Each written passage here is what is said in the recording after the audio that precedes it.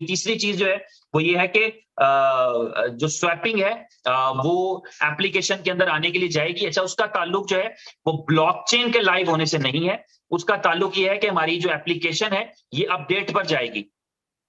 बहुत सारे लोग रोजाना जो रेगुलर अपडेट नहीं होती है 1 घंटे की, जो शेड्यूल है, उसको समझ रहे होते हैं कि उसमें अपडेट जा रही है, उसमें अपडेट नहीं जा रही होती, उसमें तो बैक एंड पे कुछ काम हो रहा होता है। अपडेट जाएगी आपकी, और उस अपडेट के बाद आपको एप्लीकेशन अपडेट करना पड़ेगी, तो आप उसमें स्वैपिंग का फीचर देख पाएंगे।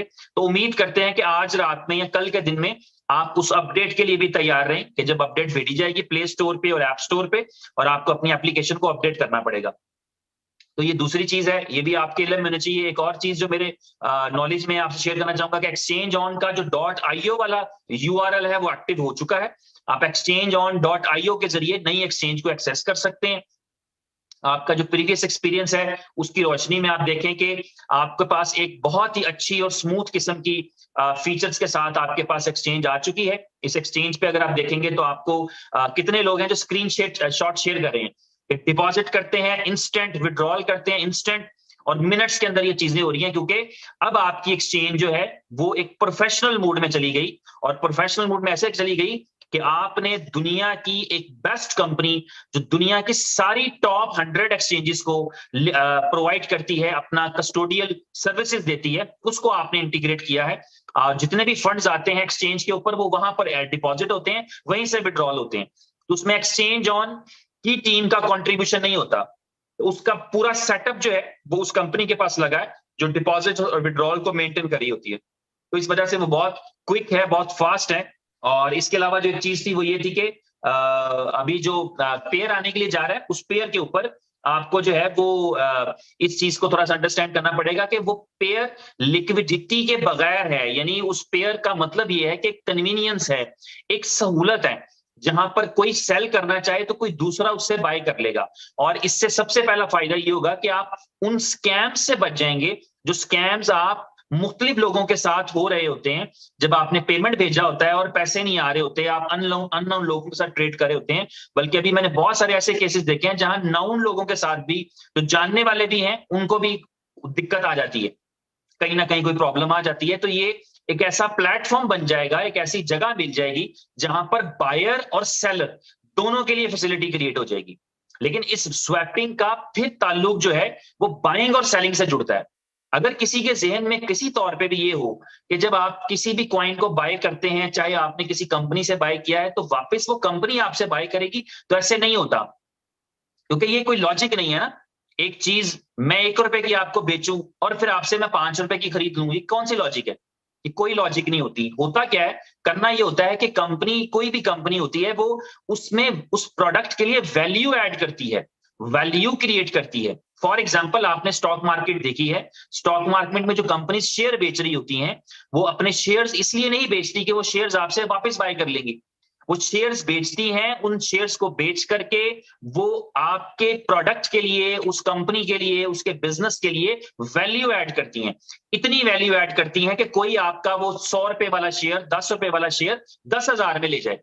ये काम माइक्रोसॉफ्ट भी करती है, ये काम एप्पल भी करता है, ये सैमसंग भी करता है, ये बैंक्स भी करते हैं, ये दुनिया का हर कॉर्पोरेट कंपनी कर रही है स्टॉक मार्केट के अंदर। लेकिन आप खुद शेयर बेचकर खुद शेयर नहीं उठाती, बल्कि वो शेयर बेचते हैं, शेयर बेचने के बाद वैल्यू ऐड करते हैं, अपने बिजनेस की ग्रोथ कराते हैं। तो आपकी इस कंपनी ने, जहां पर आपने BLV परचेज कर रखा है, BLV टोकन परचेज कर रखे हैं, या आपने मिंट कर रखे हैं, जो मिंट किए हैं, इसको तो आप मानते हैं कि आपने उसके लिए कुछ पे नहीं किया। For minting you have paid nothing. जो आपने मिंट किए हैं वो आपने अपनी एक्टिविटी से कमाए हैं। तो इसलिए उनको बेचने के लिए कंपनी क्या करेगी, वो उसमें उसकी वैल्यू ऐड करती है। तो ये कंपनी के जिम्मे रहता है कि वो उसकी वैल्यू बढ़ाए, और एज पर अपनी कमिटमेंट। यानी आपके पास 500 दिन का प्रोजेक्ट है, ऑलमोस्ट 100 दिन गुजरने वाले हैं, तकरीबन 400 दिन बकाया रह गए हैं। तो इन 400 दिन के अंदर कंपनी वैल्यू ऐड करती चली जाएगी, और जो वैल्यू ऐड कर चुकी है अभी तक, बहुत सारी चीजें आपके साथ शेयर हैं, बहुत सारी आपके साथ शेयर नहीं है, वो आपके साथ आहिस्ता आहिस्ता शेयर होती रहेंगी। तो आपको अंदाजा होगा कि कितनी जबरदस्त तरीके से उसकी वैल्यू ऐड हो रही है। लेकिन अगर आज तक भी देखें तो आपकी कंपनी ने वैल्यू ऐड की है। आप गूगल पर जाकर यूट्यूब के ऊपर अपना नाम लिखेंगे तो आपको पता चलेगा कि आपकी एक वैल्यू है, और ये value day by day increase कर रही है। इस वैल्यू को ऐड करने के लिए मिलियंस ऑफ डॉलर खर्चे जा रहे हैं। आप देखते भी रहते हैं एक्टिविटीज कंपनीज की, ये वो सारा कुछ। अभी आपके साथ जून के महीने में बहुत सारी चीजें शेयर होंगी, तो आपको रियलाइज हो जाएगा कि किस तरीके से उसमें और वैल्यू ऐड हो रही है। तो वैल्यू ऐड होती चली जाएगी।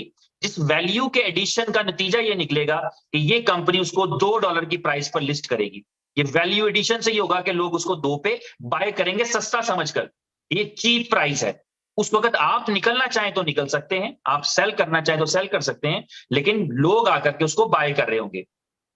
अदर कम्युनिटीज, ट्रेडिंग्स और कंपनी का कमिटमेंट है 50 एक्सचेंजेस पर लिस्ट करने का। लेकिन आप देखेंगे, ये मैं समझता हूं, मुझे अंदाजा है इस चीज का कि 50 नहीं, कोई एक्सचेंज बचेगी नहीं जिधर आप ना हो।